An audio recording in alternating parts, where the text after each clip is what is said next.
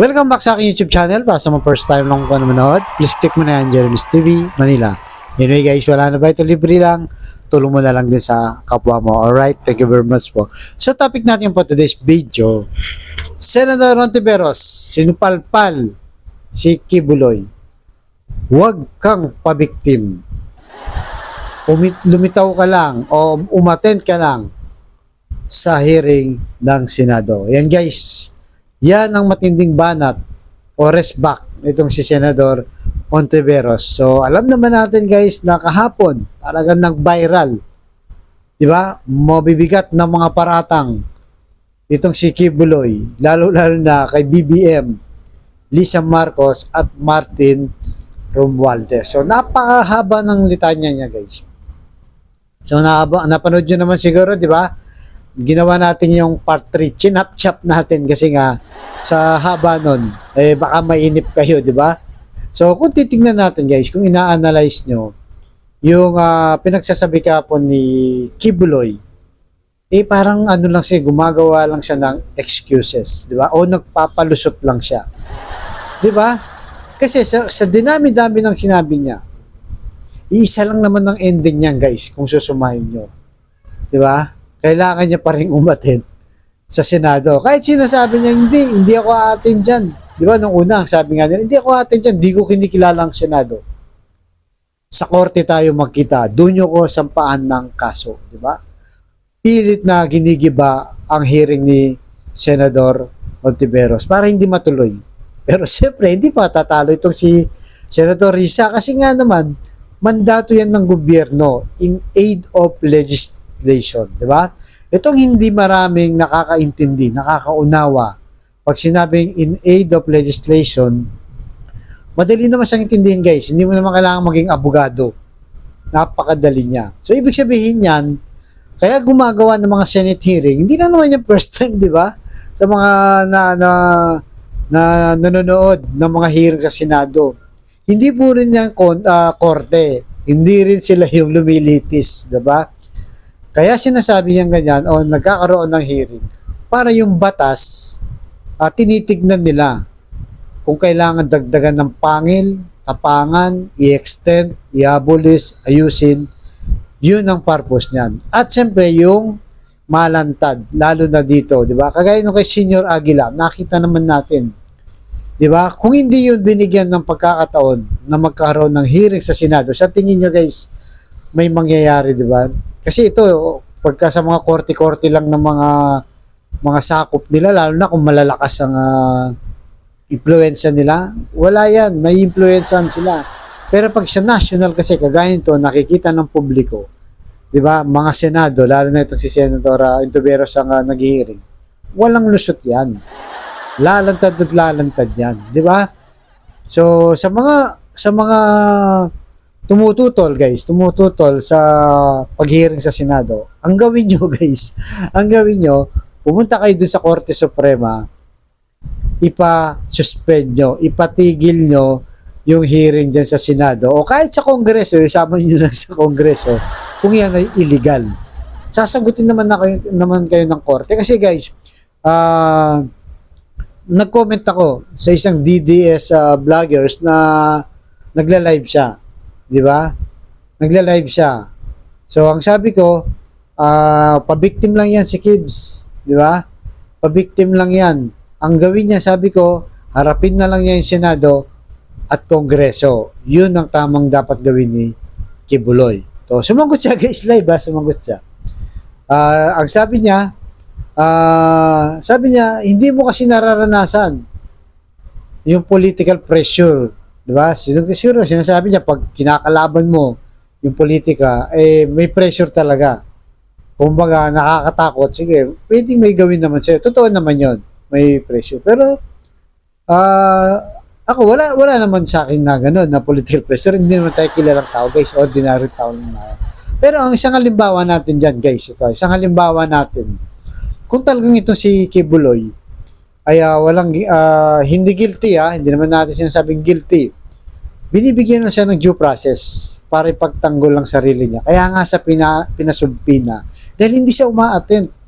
Paano siya lilitisin kung hindi naman umaten? Paano malalaman ng side niya kung hindi umaten? Ang rason niya, dahil political pressure daw, nangangamba siya dahil papatayin na siya. Hindi ba parang narinig na natin yan, guys? Kila Tebes, kila Bantag, di ba? Uh, Narinig na natin yan. Mga matitipon na to, mga matatapang to, nasa kapangyarihan. Sinong halimbawa nito? Tignan nyo, guys. Si Senador Laili de Lima. Sasabihin na ba, dilawang ka kasi. Sabi niya, di ba? Diyan kaya diyan kumakape. Hindi. Si Laili de Lima po, noong 2022, hindi ko rin niyang binoto. Hindi ko yung sinuportan. Alam niyo naman, isko tayo, di ba? Isko tayo. Pero siyempre, titignan din natin kung sino yung talagang matatapang dito na politician at talagang humaharap. Di ba? Humaharap sa katotohanan. Si Laila de Lima, alam naman natin matagal siyang kinulong dahil nagsasalita siya. So, hindi siya natakot. Hindi rin niya sinabi na, hindi, may banta sa buhay ko. Hindi ako papahuli ng buhay. Manlalaban ako. Wala siyang sinabing ganun, guys. Di ba? Hinarap niya. Di ba? Kahit na anong hearing, sa korte man yan, sa house, so kung saan pang hearing na ginawa sa kanya. Di ba? Alam naman natin yan. Hinarap niya. Kasi unang-una, alam niya, wala siyang kasalanan. At hindi totoo yung paratang sa kanya. Kumbaga, tanim lang ang lahat. So, anong nangyari, guys? In a matter of 7 years, di ba, nakita natin, 3 kasong mabibigat. Lahat yun sa drugs. Di ba? Lahat yun sa drugs. Lahat yun walang bail. Hindi siya pwedeng magpiyansa. Pero ano nangyari? Panahon pa ni Duterte nanalo siya sa 2 kaso. So, nung bumaba na si Duterte, ito yung panghuli. Last na lang. So, ano nangyari? Dahil mahina nga ang kaso na patunayan at bumaliktad lahat ng mga naging testigo, malaya siya ngayon. So, anong point natin dito, guys? Ang point natin dito, kung talagang wala nga ginawang kasalanan o hindi totoo mga paratang sa kanya, haharapin lang yun, guys, di ba? Subpina pa lang to. Actually, nung una, in-invite mo na siya, di ba? Respeto yon. Invite ka para madinig ang panig mo. So, hindi niya kinikilala. So, pangalawa, hindi pa rin siya nag-attend, di ba? Na-delay yung subpina sa kanya dahil hindi pinirmahan ni si Biri na alam naman natin na naging kaibigan din niya. Pero, yun na nga, pagkatapos nun, yun na, nagwala na. Kasi sinubpina na siya, guys. Sinubpina na siya. Wala pang warrant of arrest. Natakot na siya. So daw, nakipagkuntsaba si Bongbong Marcos sa US, papatayin siya, di ba? Ginigipit siya, wala siyang freedom, yung mga banyaga daw, napakarami niyang rason, di ba? Pero kagaya na sabi nga ni Senador Santiveros, umarap ka lang. Yun lang naman hinihingi sa'yo eh. Kahit ano pang alibay niya, kahit ano pang reason niya, di ba? Sinasabi naman natin dito, guys, hindi pa naman sa guilty. Kaya nga siya binibigyan pagkakataong humarap sa Senado at sa Kongreso para ipagtanggol sa sarili niya, di ba?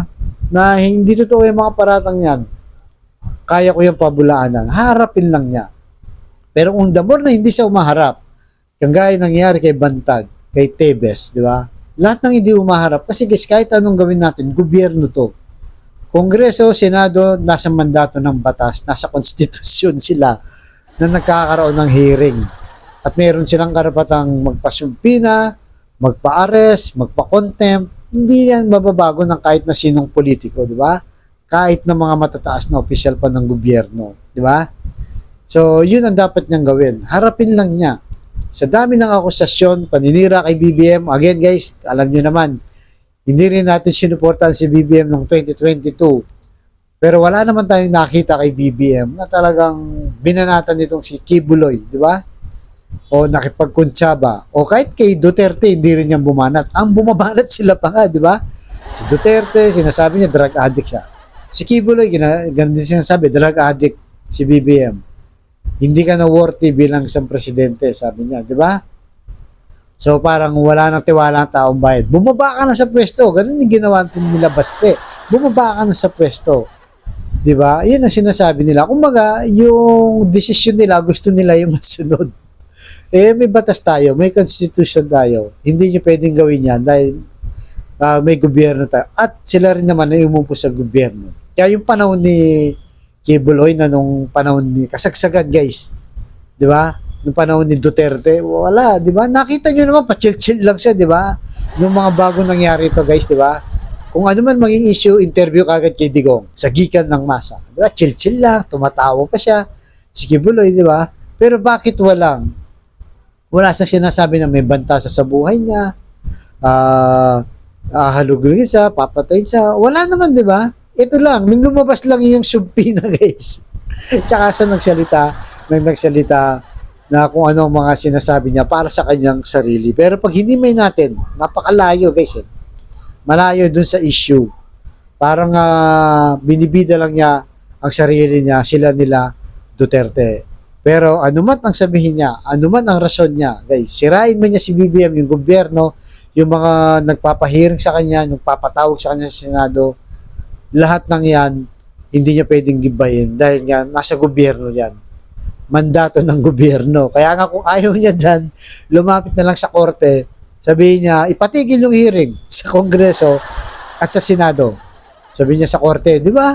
O, doon siya lalapit sa korte. O, kahit yung mga sumusuporta sa kanya, ipatigil niyo yan.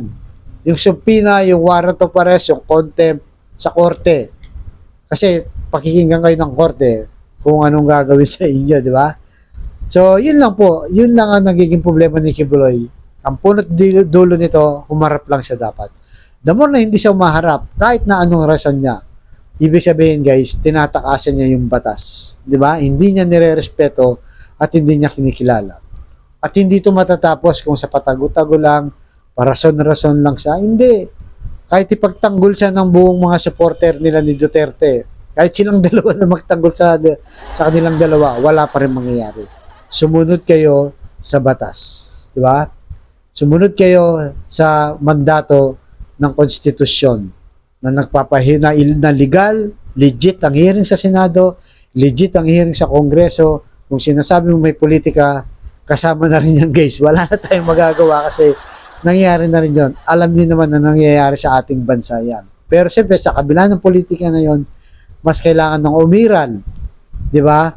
Ang ating batas. Kaya nga pag nilagay mo ang kamay mo sa batas, talagang hahabulin ka ng gobyerno kahit anong personal na dahilan mo pa yan. Kahit manira ka pa sa mga nanunungkulan sa gobyerno, lalo na sa presidente, di ba? At sa mga Senado sa Kongreso, wala kang magagawa. Doon tayo sa legal due process na hindi nyo kinilala nung panahon ng Tokhang, di ba guys? Nung panahon ng Tokhang, wala eh. Lusob, tapos rat-rat. Ganun na nangyari ng Tokhang. Hindi po natin yung may kakaila, open secret naman yan. Kaya dapat sumunod lang siya, humarap lang siya. Kaya tama si Senador Risa Hontiveros, huwag kang pabiktim. Magpakita ka lang sa Senado tapos ng lahat ng ito.